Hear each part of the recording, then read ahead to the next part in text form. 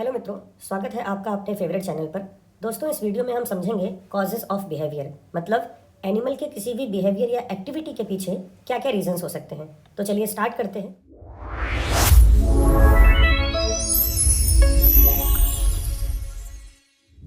Causes of behaviour को हम दो मेन कैटेगरीज में डिवाइड कर सकते हैं। सबसे पहले आता है प्रॉक्सिमेट कॉज। इसका मतलब होता है इमीडिएट कॉज, यानी कि वो बिहेवियर कैसे हो रहा है, यहाँ हम अपने आप से सवाल पूछते हैं हाउ, मतलब कैसे। दूसरी तरफ आता है अल्टीमेट कॉज।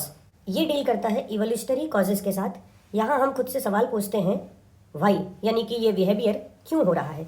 तो चलो इसी बात को हम कुछ रियल लाइफ एग्जाम्पल से समझते हैं। सबसे पहला एग्जाम्पल है why do mail dear fight with antlers, मतलब मेल डियर अपने एंटलर यानी सींग से लड़ाई क्यों करते हैं। इसके जवाब को हम दो तरीके से ढूंढेंगे। पहला प्रॉक्सिमेट कॉज, यानी ये प्रोसेस कैसे स्टार्ट होता है। कहानी शुरू होती है ऑटम सीजन से। जैसे ही ऑटम सीजन आता है, दिन छोटे होने लगते हैं और सनलाइट कम होने लगती है। लाइट का ये चेंज सीधा डियर के ब्रेन में एक सिग्नल भेजता है। ब्रेन सिग्नल देता है बॉडी में टेस्टोस्टेरोन लेवल को इंक्रीज करने का। इस टेस्टोस्टेरोन के बढ़ने से दो चीज़ें होती हैं। पहला, डियर का एग्रेशन यानी गुस्सा बढ़ता है।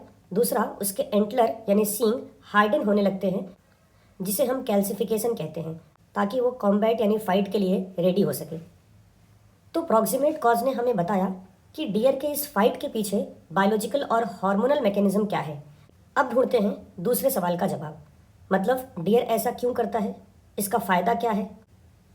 इवोल्यूशन ने डियर के इस बिहेवियर को क्यों सिलेक्ट किया, आप ही सोचिए।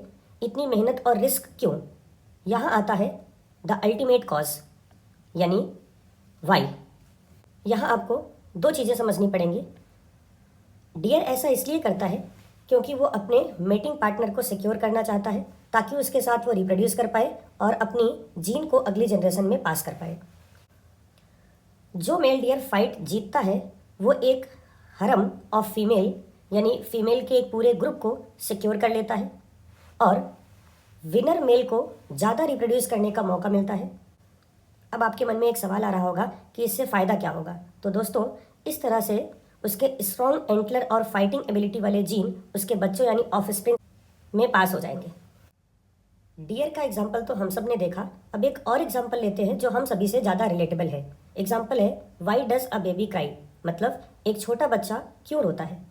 सबसे पहले समझते हैं प्रॉक्सिमेट कॉज को, यानी कि आंसर ढूंढने की कोशिश करते हैं हाउ का, मतलब ये प्रोसेस स्टार्ट कैसे होता है। ये रोने का प्रोसेस बेबी के अंदर कैसे शुरू हो जाता है। इसको समझने के लिए इस फ्लो चार्ट को बहुत ध्यान से देखिए। प्रोसेस तब स्टार्ट होता है जब बेबी को कोई फिजिकल डिस्कम्फर्ट फील होता है, जैसे कि भूख लगना, पेन होना या फिर पेरेंट से अलग होना, सेपरेशन फ्रॉम द पेरेंट। ये डिस्कम्फर्ट बेबी के अंदर एक स्ट्रेस का माहौल क्रिएट करता है। ये स्ट्रेस सीधा बच्चे के ब्रेन के लिम्बिक सिस्टम को एक्टिवेट करता है। लिम्बिक सिस्टम हमारा इमोशनल ब्रेन होता है। लिम्बिक सिस्टम फिर सिग्नल भेजता है दो मेन ऑर्गन्स को, लंग्स को सांस लेने के लिए, वोकल कॉर्ड्स को आवाज़ निकालने के लिए यानी साउंड प्रोड्यूस करने के लिए, as the result of which the baby starts crying. तो प्रॉक्सिमेट कॉज ने बताया कि ब्रेन और ऑर्गन कैसे कोऑर्डिनेट करके इस प्रोसेस को स्टार्ट कराते हैं। अब सवाल ये है कि इवोल्यूशन ने बेबीज़ को रोना क्यों सिखाया। क्या आपने कभी सोचा कि ऐसी सिचुएशन में बेबीज़ हंस भी तो सकते थे, रोना ही क्यों। यहाँ आता है अगले सवाल का जवाब, द अल्टीमेट कॉज, यानी वाई। चलो इसका इवोल्यूशनरी रीज़न समझते हैं। रोना एक तरीके का सिग्नल है जो बताता है कि बेबी परेशानी यानी डिस्ट्रेस में है, for gaining attention of the parent. इस आवाज़ का मेन मकसद केयर गिवर यानी मम्मी पापा यानी पेरेंट का अटेंशन गेन करना होता है। जब पेरेंट अटेंशन देंगे तो वो बेबी को फीड कराएंगे यानी खाना खिलाएंगे और प्रोटेक्शन देंगे। अगर बेबी रोएगा नहीं तो पेरेंट को पता नहीं चलेगा कि वो भूखा है, प्यासा है या समस्या में है या उसका सर्वाइवल खतरे में है। इसलिए इवोल्यूशन ने क्राइंग को सेलेक्ट किया कम्युनिकेशन के लिए। तो रोने से बच्चे को पेरेंट का अटेंशन मिलता है, जिससे खाना और प्रोटेक्शन मिल जाता है और उस बच्चे का चांस ऑफ सर्वाइवल बढ़ जाता है।